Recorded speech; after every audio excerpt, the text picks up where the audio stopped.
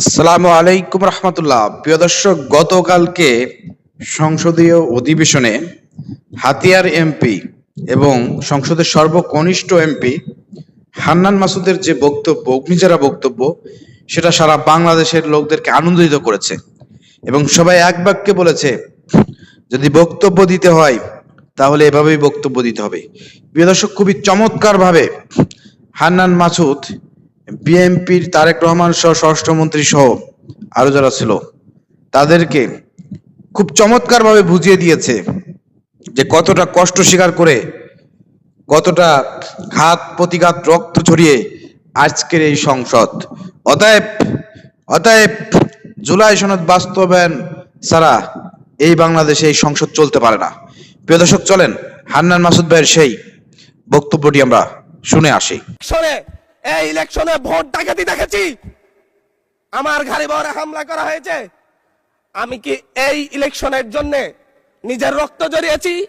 আমি আজকে স্বরাষ্ট্রমন্ত্রী আছেন, মাননীয় প্রধানমন্ত্রী আছেন, আমি এখানে প্রশ্ন করি, আমি কি রক্ত জড়িয়েছি? আমরা রক্ত জড়িয়েছি বলে আপনারা আজকে সংসদে প্রধানমন্ত্রী স্বরাষ্ট্রমন্ত্রী হয়েছেন।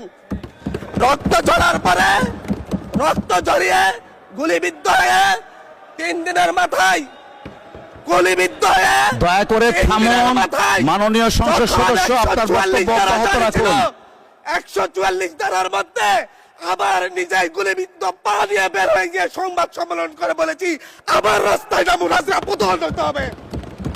আমরা বলেছি নতুন বাংলাদেশ দিব। আমরা নতুন বাংলাদেশ আবার প্রতারণার রাজনীতি দেখতে চাই না, প্রবঞ্চনার রাজনীতি দেখতে চাই না।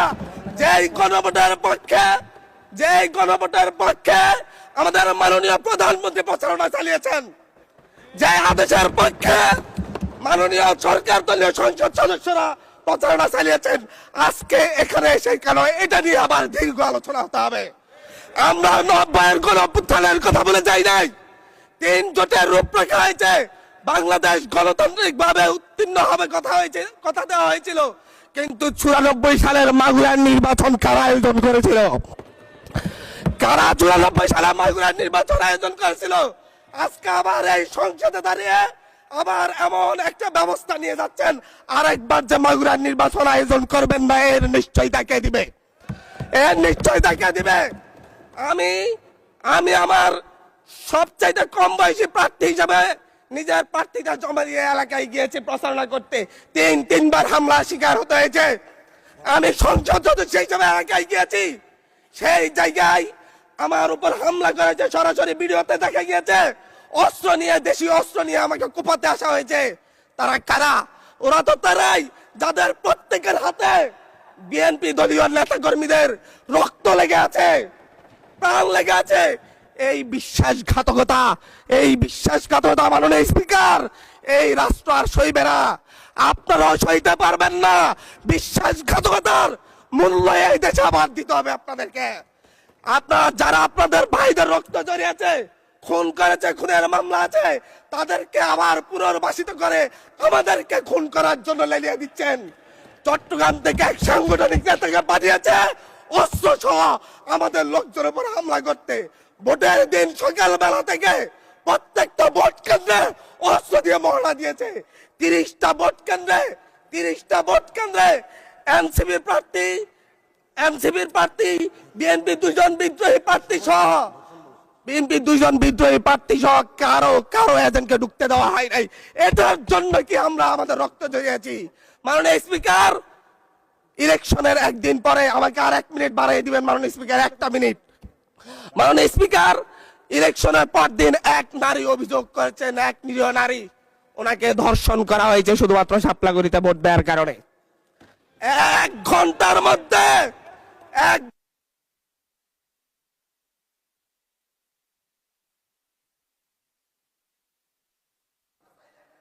ধন্যবাদ মাননীয় সংসদ।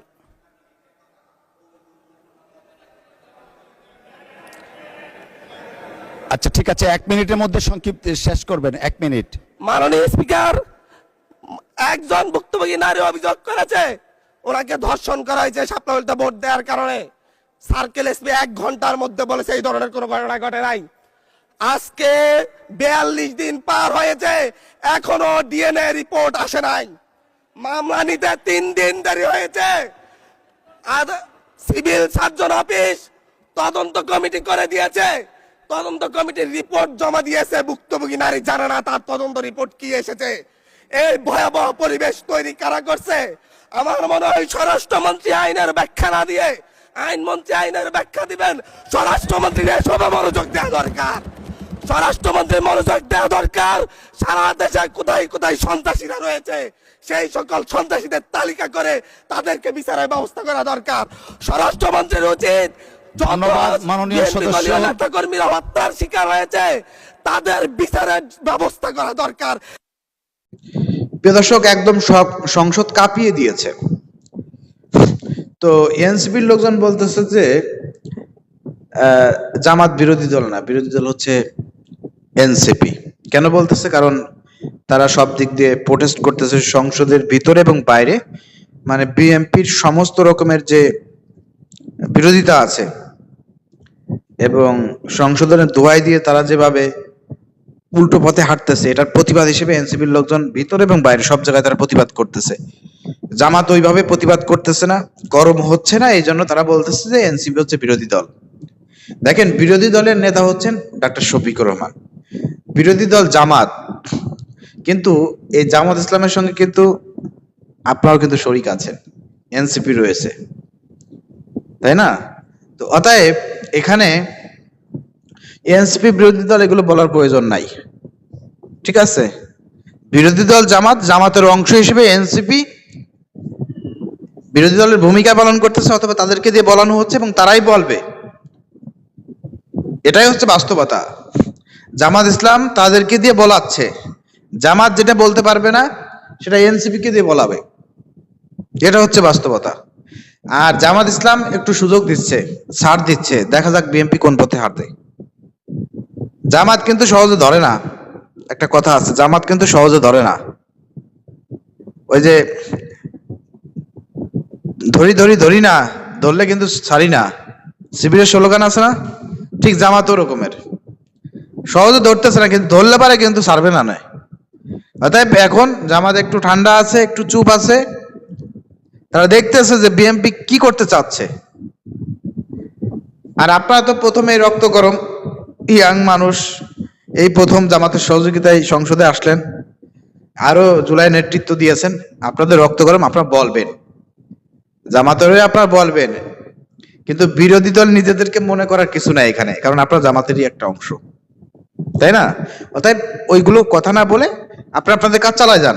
আপনাদেরকে অ্যাপ্রিসিয়েট করি, এবং যেহেতু জামাত জোটের সঙ্গে আছেন এবং বিরোধী দলের চিফ হুইপ আপনাদের নাইদ ইসলাম, আপনারা আপনাদের কাজ চালিয়ে যান। এবং যে কয়জন আপনাদের সংসদ সদস্য আছে সবাই গরম, সবাই ইয়াং, আপনারা এই ধরনের বক্তব্য দেবেন, গরম বক্তব্য দেবেন, এটা স্বাভাবিক ব্যাপার। এবং আপনার পুরো সংসদটাকে আপনারা কাঁপায় রাখবেন, গরম রাখবেন, এটা হচ্ছে আপনাদের দায়িত্ব।